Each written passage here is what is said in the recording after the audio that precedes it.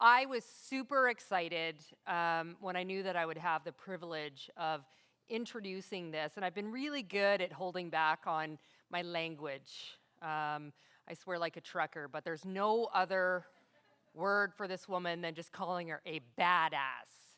Uh, Rola Dagher, head of Cisco Canada, amazing woman extraordinaire who I've had the privilege of seeing speak many times, but now I'm very happy to be able to present and bring her on stage.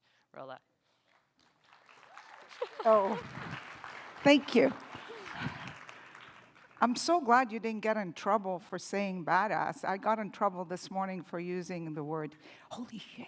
So I got my hand slapped. So thank you for having me. And Mahdi, I will never, ever forgive you. Are you there? Can you hear me? Where are you? You give me the last slot of the day between all these ladies and men. There is a cocktail, probably an alcoholic beverage, or shopping at the Eaton Center. Like, you give me the last spot, but I'll take it. I promise I will energize you guys. How are you feeling?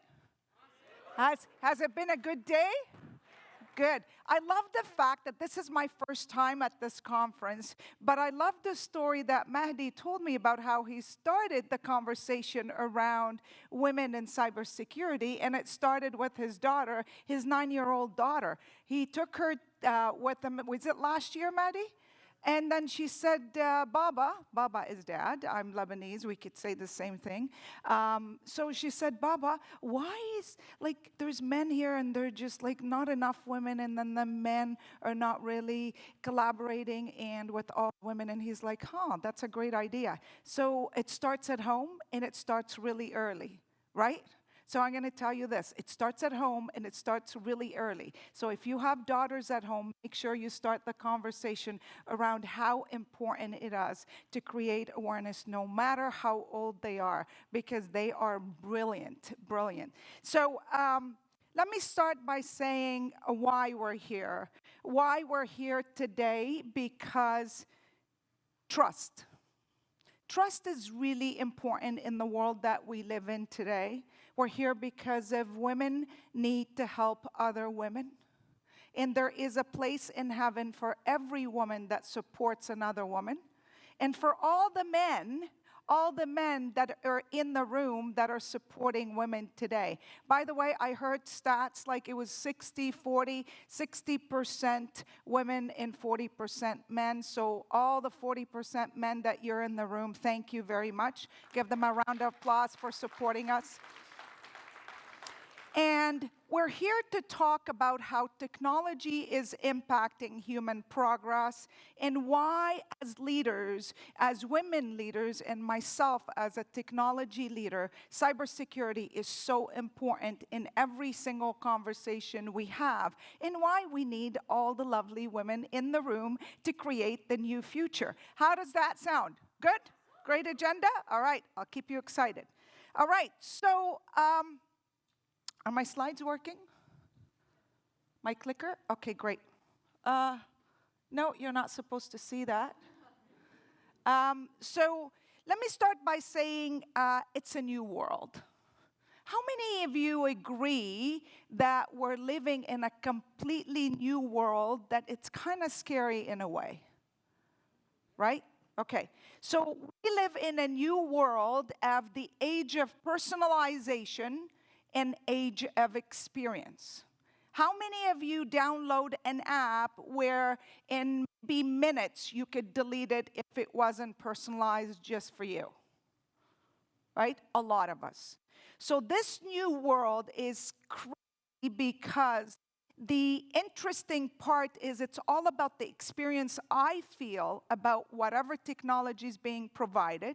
And also, we're living in a world where devices are kind of eating us alive.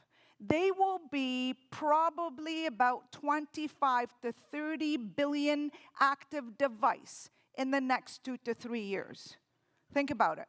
There'll be almost 4 billion smartphones in the hands of people, which is almost 50% of the population. Imagine the complexity of having so many connections all at once. But it is, for me, interesting when I think about the world that we live in. In the old days, I was brought up and raised in Lebanon. In the old days, my parents would tell me, do not get in a car with a stranger, right? Did your parents ever tell you? Still now. I mean, they'll still have to ask. Exactly. And they will tell you, do not put your personal information online. Your banking information, do not ever share it with anybody. Well, guess what?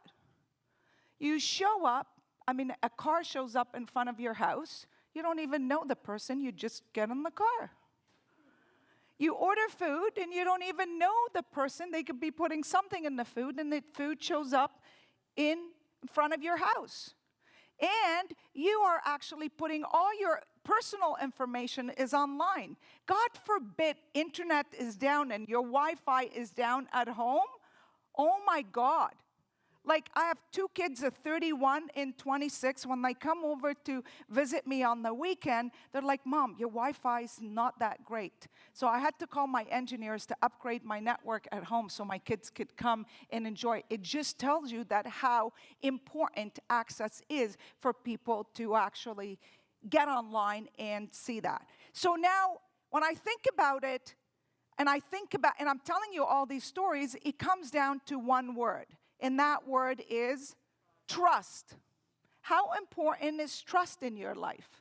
Very important. It's like building a mansion and building your dream house and leaving the doors and the windows unlocked. Would you ever feel safe? Never, right? So it's complicated. And why is it complicated? For many reasons. It's complicated because we're in an environment right now where the threat is real. We are compromised. You are compromised. I am compromised. We just don't know yet. Do you agree? Okay. So why do we feel the need for change? Because if you change nothing, nothing changes. Why now? Because if you don't do it now, you will be disrupted, you will be compromised, and if it worked for you the last 25 years, it does not mean it's going to work for you moving forward. And why Cisco? It's very simple. You need an organization that you can trust. You need an organization that could offer you a platform that is end-to-end based on one word, secure. Security. It's not about just securing the infrastructure. It's about securing your email, securing every part of your business, every part of your organization, because you cannot leave one window unlocked. And why women specifically? Because women have the full package. Let me repeat it. Women have the full package, right? And when I talk about the full package, I talk about loyalty, I talk about IQ, and I talk about EQ. Don't we have awesome EQ that we can walk in the room and liven it up? Do you agree? And we also have the AQ, which is the adaptability quotient. No matter where you throw us, we will land standing, and we will land and show the value that we bring. You say yes to that? Yes to that. That's all for you. And because diversity is so important in every single organization today in order for you to succeed. It's not about a box that you check from a diversity perspective. It is the smart thing for you to do. And diversity is proven to be the success of every organization that invites anyone and everyone because of the value they bring, not the color, not the religion, and not the race and the gender. So, let's talk about zero trust. How many of you have heard the term zero trust? Okay? So, zero trust is all based today on absolutely exactly what I said, zero trust. Every single organization is looking at the zero trust. The data right now that we have collected in the last 5 years is more than what we have collected in the last 150, 200, 300 years combined. The scary part about all the data that we've collected, we're not doing justice to it. It's only 0.5% of that data is being optimized and being utilized correctly to the advantage of our business. And that puts us in an environment where organizations are actually at risk. Because what do you do with all that data that you collect? And just to give you an example, every device in your home that's connected is listening to you. Your new TVs, listening to you. Google Home is listening to you. Your phone is listening to you. When is the last time you're having a conversation with your partner or with your kid about a vacation and you open one of your social media web browser? And all of a sudden you see Jamaica. Oh, right now, by the way, every price is slashed in half. They're popping like crazy because of the travel. But it actually listens to you. And talk about the security measures that you have to take within your home. So security comes in two different lenses. It comes with the personal component, and it comes with the technology component, where customers today are looking for people to trust, not just companies to trust. And the other thing is so important, which is secure technology protects every single organization. 78% of organizations today, 78% of organizations today looking for trust mechanism and looking for ways to secure their infrastructure end-to-end, their entire business. But do you know how many of them are actually doing it? Take a guess. I'm going to ask you. Take a guess. 78% want to be secure end-to-end, and how many do you think are actually doing it? 2. That's pretty low. 15%. So 15%, that is actually nerve-wracking. Because every single person in this room, in every single organization, be it financial, insurance, they have all your data. All your data is with that organization. So how do you build trust? I talked about building trust in two different manners. When it talks about personal trust, and personal trust starts at home. I have 2 kids, like I mentioned, 31 and 26.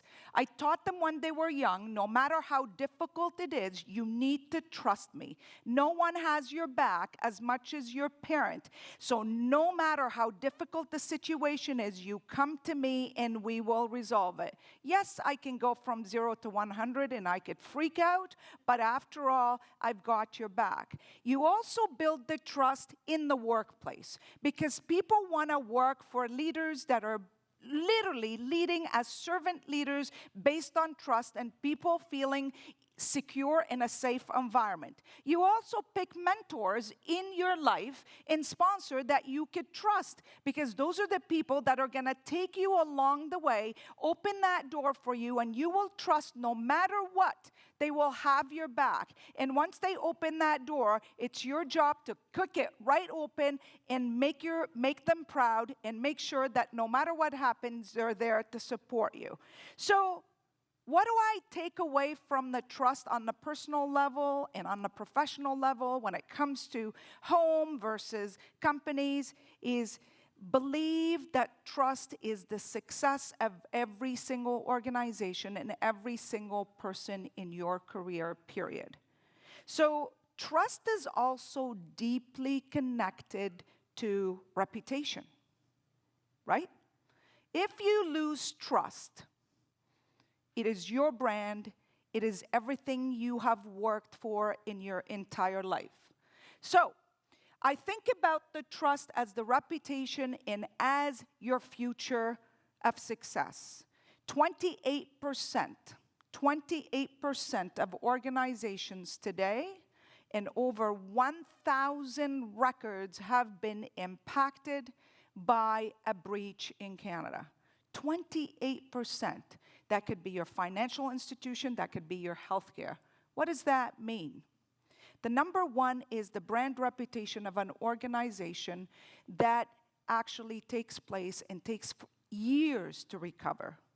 So I have lots of examples of Canadian organizations that I won't take you through it, but I will tell you it is the highest stake in the organization in the old days, where if a breach happens, they go to the person in the IT department and they'll get rid of that person that implemented the solution. Well, today, guess what? Who goes out first? The executive team. It is their responsibility today, from the CTO to the CISO, to implement the best protective solution that a customer and partner is trusted. You could buy a Ferrari and do not put insurance on it. You get in a car accident, it's not my problem. I offered it to you, you declined it. So therefore, it is our responsibility that we need to think about security in our environment in a completely different manner. So now when we talk about security in a different manner, we've done a good job, but we have a long way to go. Do you guys agree? Right. So when we talk about the diversity of thoughts for us, in order for us to actually get to where we need to be, because earlier on I said that if it worked for us in the past, it won't work for us moving forward. The progress we've made around diversity is actually good. But most of the women that are graduating from university today do not believe companies will hire them because they're female and they've actually spent most of their career, most of their life at university for 4 or 5 years. They don't actually believe that they will be hired. The STEM decline in every single college in North America is declining. Why?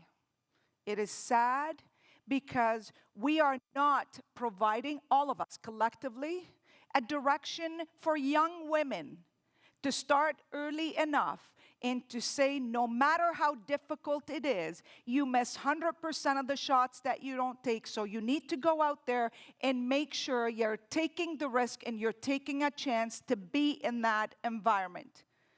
Now, we have a huge skill gap when it comes to security. And we've got about almost 200 jobs are waiting for us to be hiring as leaders women in the industry, because I said for so many reasons why it's so important for us to bring women to the table. The other crazy number that I actually saw that was shocking to me, and I saw it this weekend, is women that have economic background and women in the world. If we actually get to an equality perspective when it comes to women in the workplace, our GDP will increase by 2025, will be boosted by $28 trillion. I'm going to repeat, $28 trillion if you invite women to every single conversation to participate and contribute to our GDP. What do you think? Let's do it? All right. So $28 trillion for me as a business leader is a no-brainer. How do we go out there and find more of these women and find an opportunity to give them a safe environment where I know they're going to flourish? So the progress we've made at Cisco, it's been good. I can tell you at the CEO level, our executive team, female representative is over 50%, which is unheard of. If you go back a few years back, Cisco would probably 90 plus all male dominated. At my level in Canada, when I first started 3 years ago, we weren't even at 20%, and today we're over 35% women leaders. It is our job, my job as a leader, to go out there through our networking academy programs to every university, because we believe every single student deserves an opportunity to learn how technology could impact human progress. So we work through our networking academy program, our cybersecurity program, to invite women to the table. We also talk about the immigration. How many people in the room are immigrant? There, look at this. Turn around, everybody, look. Almost over 50% of the room is immigrant.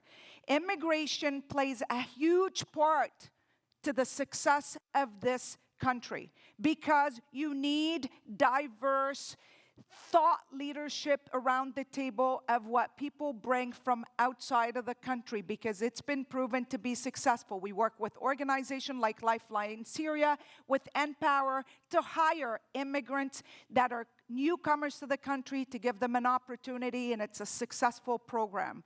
We also work with Hack a Girl, hackathons, Girls Can Code, entrepreneurship for women, and we continue to grow and learn how to go from good to great.